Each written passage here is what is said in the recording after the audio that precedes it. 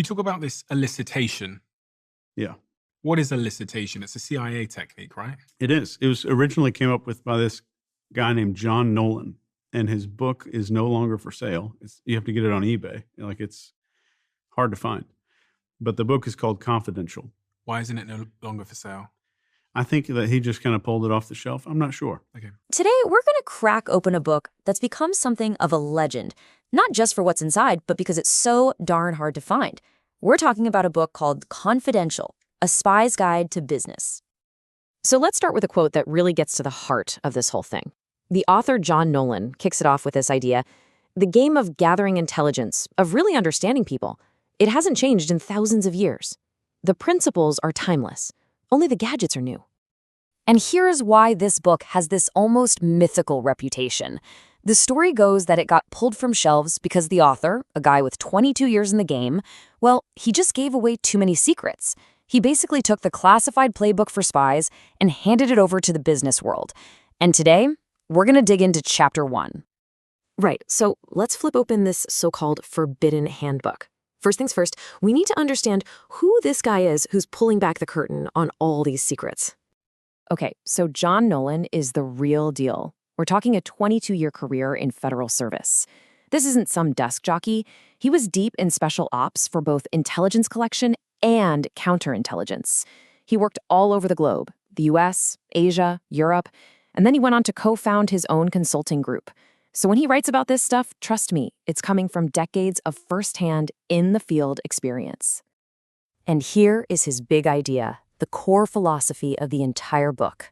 Nolan basically says that international espionage and corporate competition are, at their core, the exact same game.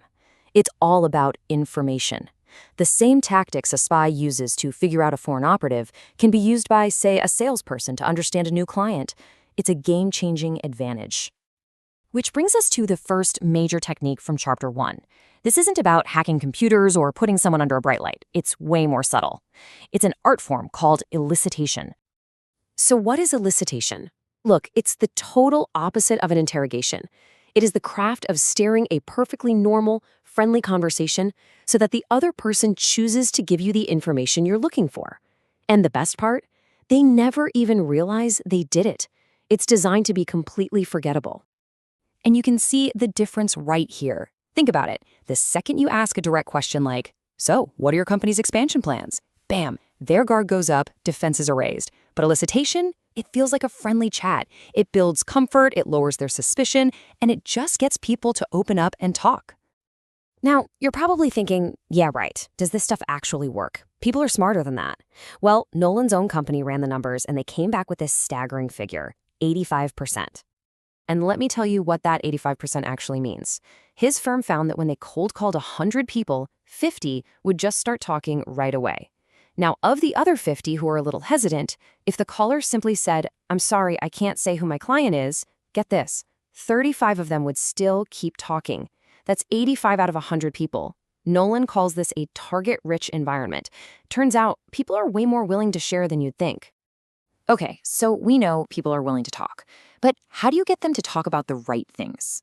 Well, let's open up the Spies toolkit and look at a few of the specific weapons of conversation.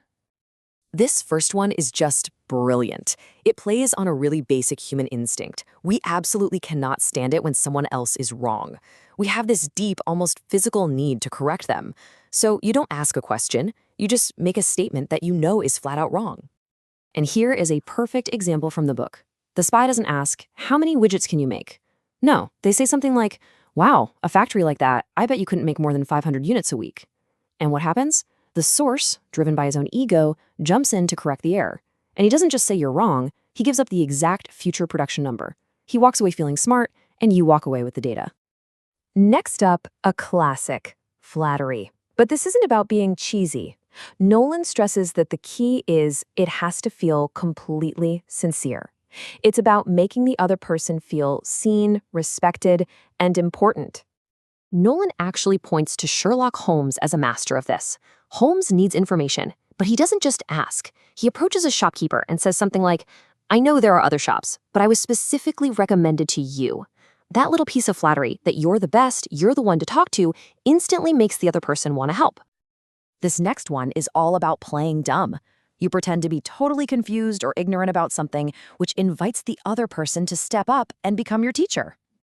Nolan gives this amazing example. He says that if you want to understand a company's finances, don't ask an accountant to explain it. Instead, say something like, I've tried to understand this cost accounting stuff, but honestly, my brain just turns to mush. See, almost everyone has a little frustrated teacher inside them, and they love a chance to be the expert. They'll often lay out everything for you, just to help you understand. So we've looked at the how, but now let's get to the why. Why does this stuff work so consistently? Well, it's because these techniques aren't really about tricking people, they're about tapping into predictable patterns of human nature. And this right here is the psychological cheat sheet. It all comes down to a few core human drivers. That correction reflex is what makes the wrong statement so powerful. That desire to be seen as the expert is what makes playing dumb work so well. And, as Nolan puts it, employees who have a deep need to complain, well, they are, and I quote, natural sources for information collectors. So after all this cloak and dagger stuff, what's the big takeaway for the rest of us? What does this mean for you in your everyday life? Look, at the end of the day, this is not about learning how to manipulate people. It's about learning how to become a more strategic and active listener. It's about realizing that every conversation has a current. And instead of just drifting along, you can learn to gently guide it where you want it to go without anyone ever feeling like they've been pushed. And that's really the question to think about. The next time you're in a negotiation or a meeting or even just chatting with a friend, what could you learn if you just listened a little differently? Believe it or not, we have only scratched the surface of Chapter 1. This book gets way deeper into things like psychological profiling and even counterintelligence tactics. So if you found this useful and you want us to keep declassifying the Spy's Handbook, let us know. We'd love to break down the next chapter for you.